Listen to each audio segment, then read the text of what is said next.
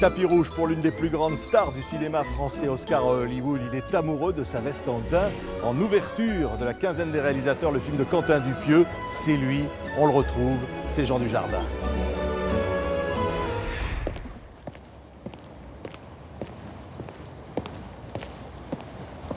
Vous voyez bien que c'est pas un vêtement banal.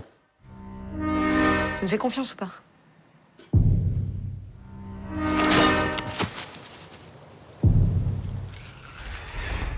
Bonjour Jean. Bonjour. Le daim. Non mais là, rentrer dans cet univers de Dujardin. Je vais la voir, ça. L'univers de Georges. Georges, c'est le personnage du film de Quentin Dupieux, présenté en ouverture de la quinzaine ici à Cannes. C'est un univers, c'est excitant de rentrer là-dedans. On va en parler, on va dire de quoi ça parle, mais c'est excitant d'entrer dans un personnage comme ça. Oui, puis surtout rentrer dans l'univers de Quentin Dupieux, parce qu'en fait, c'est lui qui met tout ça en forme. Lui, il nous fait le décorum, il nous drive.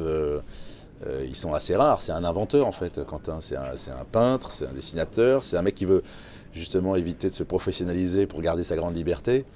Donc ça nous permet d'aller expérimenter et d'en profiter, en fait, d'en profiter tous. Moi, ça me réjouit de me dire qu'il y a encore en 2019 une possibilité de faire des rôles comme ça et de présenter des films comme ça à Cannes. Ouais, parce que si on le résume, c'est idiot ce que je vais dire, c'est un personnage qui est amoureux de sa veste en daim. Non, en fait non. Oui. Il n'est pas vraiment amoureux de sa veste en daim. C'est-à-dire qu'en fait, il aime cette veste en daim, mais en fait, c'est un prétexte, je pense, pour se parler. C'est surtout un mec qui est en fuite de lui-même, de quelque chose. Si on veut l'expliquer, si on veut rester un peu...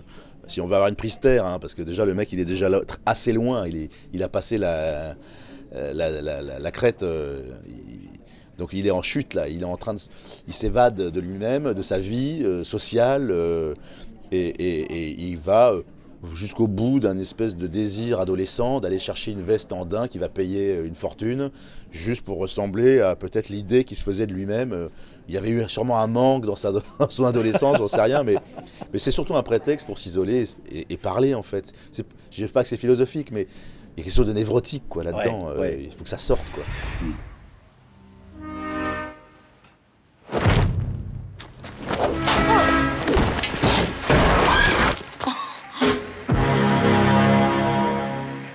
C'est une sorte de voyage initiatique, on se trouve dans une vallée perdue, dans les Pyrénées, dans une auberge où il va rencontrer une jeune femme qui s'appelle Denise, et puis quelque part il va contaminer cette espèce. Au début on se dit il est pas fou en fait.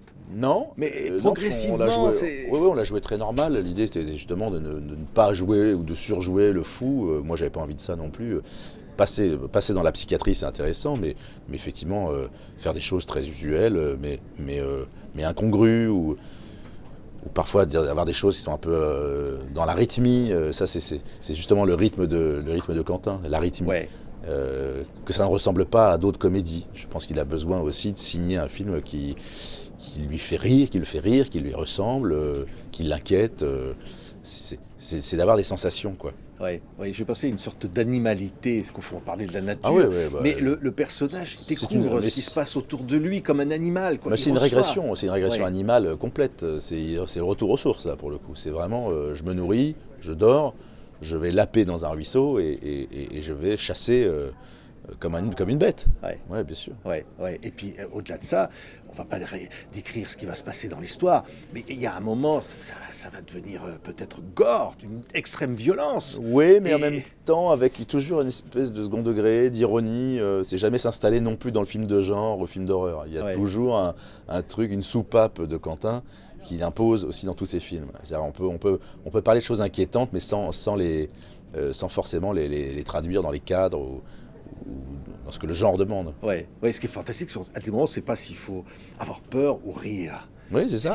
Mais ce qui est assez rare, parce que parfois on nous propose effectivement ou d'avoir peur ou de rire. Qui a dit qu'on ne pouvait pas mélanger les deux ? Qui a dit que la comédie, elle n'était pas encore à fouiller, qu'il n'y avait pas encore des choses à ressortir. Et moi, je pense qu'il y a plein de... Mais comme dans la vie, il y a des choses très incongrues dans la vie. Vous voyez bien que sur un repas de famille, vous pouvez passer d'un thème politique et ça peut vriller totalement en 15 minutes. Et alors que vous étiez en train de vous taper sur le dos. Et c'était tout aussi absurde, et que vous voulez tuer la personne. Enfin, ça devient... Il y a des choses comme ça qui sont... que la vie arrive à... ça ressemble à ça. Il y a un moment, il y a aussi une réflexion sur le cinéma, l'image. Parce qu'au fond, il va filmer tout ça. Et quelque part, l'image, on s'interroge, on se dit au fond, est-ce que c'est vrai? Est-ce que c'est de l'image? Où est la réalité? Ouais, mais c'est pareil, c'est elle qui l'impose, qui lui dit je veux que tu réalises, c'est elle presque qui en fait cette espèce de...